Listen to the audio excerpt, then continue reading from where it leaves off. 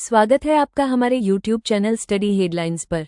बात करते हैं परीक्षा की दृष्टि से महत्वपूर्ण खबरों पर। प्रधानमंत्री मोदी ने अगली पीढ़ी के जीएसटी सुधारों की शुरुआत की। तमिलनाडु महिला स्वयं सहायता समूह सदस्यों के लिए पहचान पत्र जारी करने वाला पहला राज्य बना। मोहनलाल को 2023 दादा साहब फाल्के पुरस्कार से सम्मानित किया गया। बात करते हैं पहली महत्वपूर्ण खबर की। प्रधानमंत्री मोदी ने अगली पीढ़ी के जीएसटी सुधारों की शुरुआत की।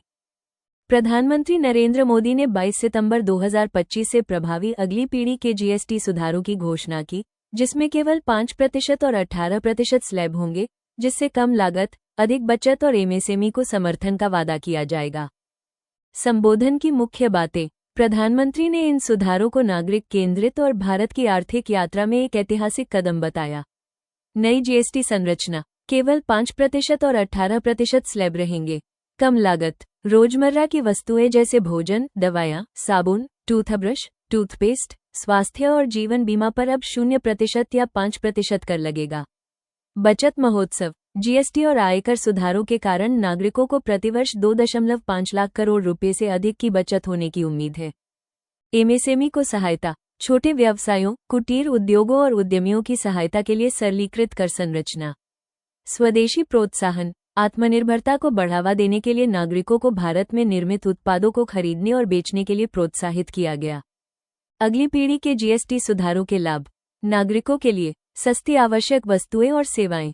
आतिथ्य पर कम जीएसटी के साथ यात्रा और होटल की लागत में कमी। व्यक्तिगत आकांक्षाओं को पूरा करने में आसानी। घर, कार और उपभोक्ता वस्तुएं खरीदना।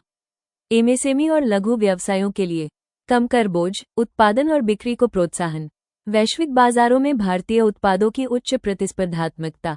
सरलीकृत अनुपालन और व्यापार में आसानी। भारत की अर्थव्यवस्था के लिए मजबूत उपभोक्ता व्यय शक्ति। आत्मनिर्भर भारत के तहत घरेलू विनिर्माण को बढ़ावा। निवेश आकर्षण में वृद्धि और सहकारी संघवाद। पृष्ठभूमि। भारत की जीएसटी यात्रा।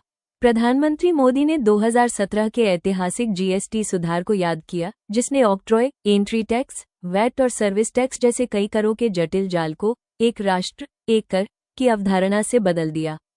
उन्होंने बताया कि कैसे पहले कारोबारी कर संबंधी बाधाओं के कारण भारत में माल भेजने के बजाय विदेशों में निर्यात करना पसंद करते थे। नए सुधार सरलीकरण के अगले चरण को चिन्हित करते हैं, जो कराधान को भारत की विकास महत्वाकांक्षाओं और नागरिकों की आकांक्षाओं के साथ संरेखित करते हैं। बात करते हैं आज की दूसरी महत्वपूर्ण खबर की। तमिलनाडु महिला स्वयं सहायता समूह सदस्यों के लिए पहचान पत्र जारी करने वाला पहला राज्य बना। तमिलनाडु ने महिला एसएचजी सदस्यों के लिए भारत का पहला आईडी कार्ड कार्यक्रम शुरू किया है, जिसके तहत परिवहन, खुदरा और राज्य कल्याण योजनाओं में लाभ दिया जाएगा। पहल की उत्पत्ति। यह विचार 5 महीने पहले तिरुवरूर में आयोजित एक सरकारी समारोह के दौरान आया, जहां स्वयं सहायता समूह एसएचजी के सदस्यों ने सरकारी योजनाओं तक आसान पहुंच के लिए पहचान पत्र जारी करने का अनुरोध किया था। मुख्यमंत्री एम.के. स्टालिन ने अंतर्राष्ट्रीय महिला दिवस के अवसर पर 8 मार्च 2025 को पहचान पत्र जारी करने की घोषणा करके इस पर प्रतिक्रिया व्यक्त की।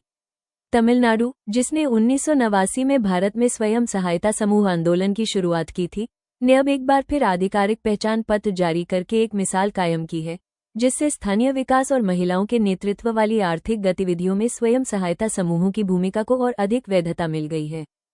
स्वयं सहायता समूह पहचान पत्र के लाभ। ये पहचान पत्र महिलाओं को व्यापक राज्य कल्याणकारी पहलों में शामिल करके उन्हें आर्थिक और सामाजिक रूप से सशक्त बनाने के लिए डिजाइन किए गए हैं।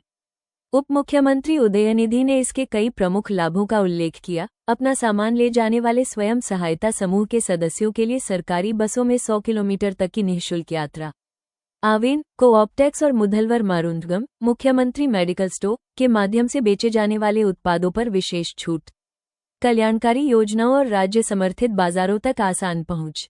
इन लाभों का उद्देश्य महिला उद्यमियों के लिए लागत कम करना, वित्तीय स्वतंत्रता को बढ़ावा देना और ग्रामीण तथा अर्ध शहरी क्षेत्रों में समावेशी विकास के अवसर पैदा करना है।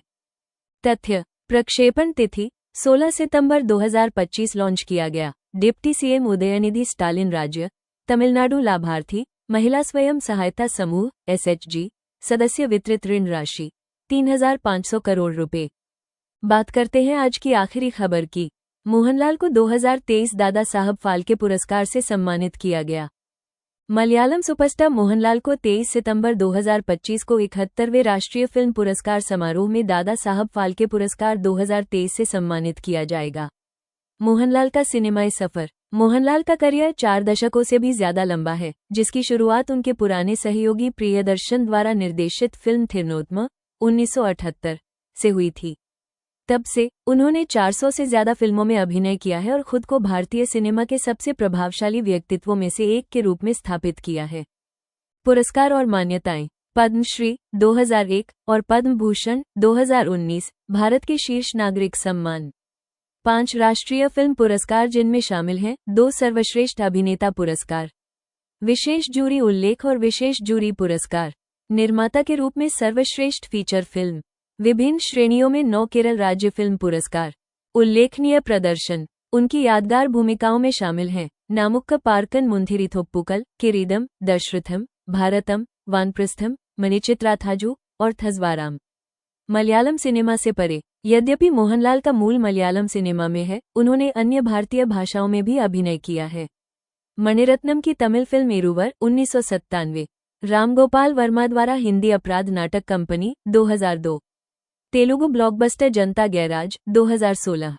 दादा साहेब फाल्के पुरस्कार के बारे में। 1969 में स्थापित, इसका नाम भारतीय सिनेमा के जनक दादा साहब फाल्के के नाम पर रखा गया। भारतीय सिनेमा में आजीवन योगदान को मान्यता देता है। इसमें स्वर्ण कमल पदक, 1 शॉल और 10 लाख रुपए नकद पुरस्कार शामिल हैं। प्रथम प्राप्तकर्ता बॉम्बे टॉकीज की अग्रणी देविका रानी। हाल के पुरस्कार विजेताओं में मिथुन चक्रवर्ती 2022, वहीदा रहमान 2021 और आशा पारेख 2020 शामिल हैं।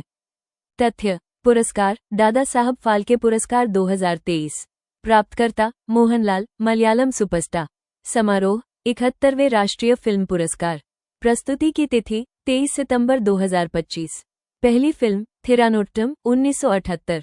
400 से अधिक फिल्मों में अभिनय किया। राष्ट्रीय पुरस्कार 5 सर्वश्रेष्ठ अभिनेता सहित। नागरिक सम्मान पद्मश्री 2001, पद्म भूषण 2019। धन्यवाद।